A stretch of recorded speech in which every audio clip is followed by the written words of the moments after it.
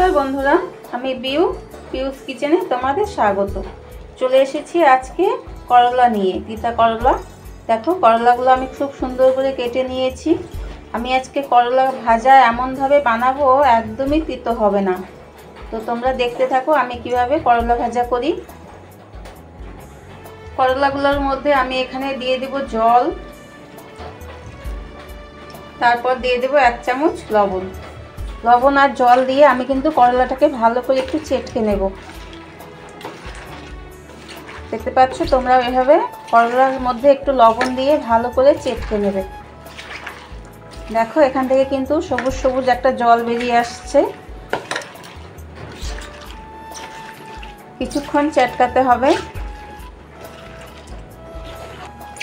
করলাটা কিন্তু আমার পুরো চটকানো হয়ে গেছে। এখন আমি 5 মিনিটের জন্য করলাটাকে রেখে দেব।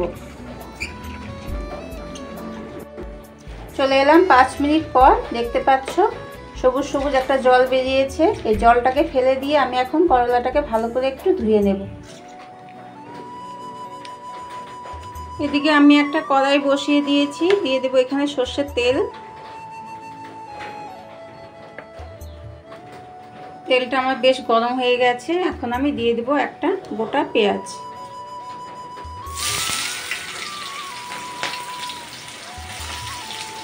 আর দিয়ে দেব একটা লঙ্কা।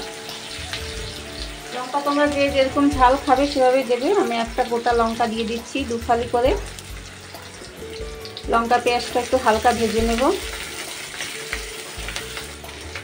লঙ্কা পেঁয়াজটা আমার হালকা ভাজা ভাজা হয়ে এসেছে। এখন আমি এখানে দিয়ে দেব করলা। যে করলাটা আমি রেখেছিলাম সেই করলাটা আমি দিয়ে দিচ্ছি। করলাগুলো আমি ধুয়ে রেখেছিলাম। আর দিয়ে দেবো এখানে একটা আলু।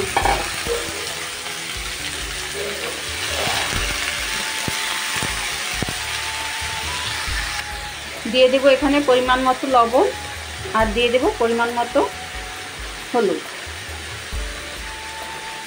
দিয়ে আমি ভালো করে একটু নেড়ে দেবো।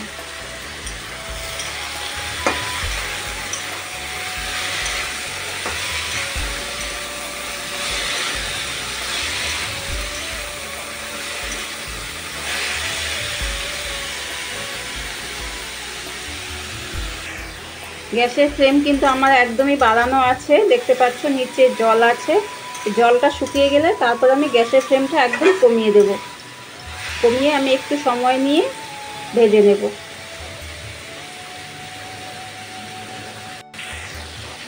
করলাটাকে আমি একটু পর নেড়ে দেবো। দেখতে পাচ্ছ এখানে কিন্তু জলটা নিয়েই শুকিয়ে গেছে।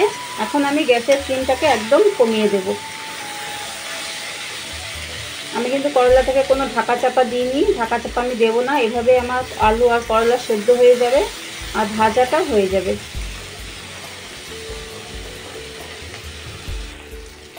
আমি কিন্তু গ্যাসটা কমিয়ে রেখেছি। আমি এভাবে একটু পর পর উল্টে পাল্টে দেবো। দেখো আমার কিন্তু করলা আলু দুটোই সেদ্ধ হয়ে গেছে।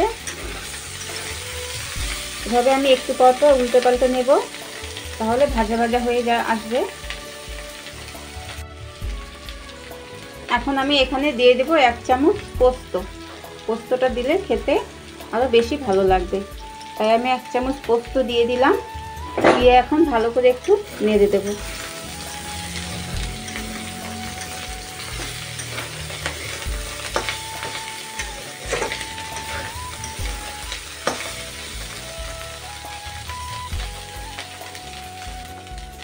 করলা ভাজা কিন্তু আমার হয়ে গেছে। এখন আমি করলা ভাজাটাকে একটু নামিয়ে নেব।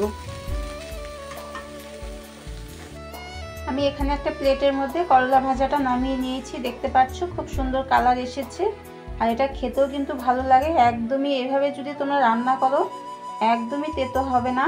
সবাই খুব হাত চেটে পুটে খেয়ে নেবে। তোমরা ওইভাবে একবার ঘরে ট্রাই করো। তোমাদের যদি আমাদের এই ভিডিওগুলো ভালো লেগে থাকে অবশ্যই লাইক কমেন্ট শেয়ার সাবস্ক্রাইব করে পাশে থেকো। আর সকল বন্ধুরা ভালো থেকো, সুস্থ থেকো। আসবো আবার পরে আরেকটা রেসিপি নিয়ে। টাটা।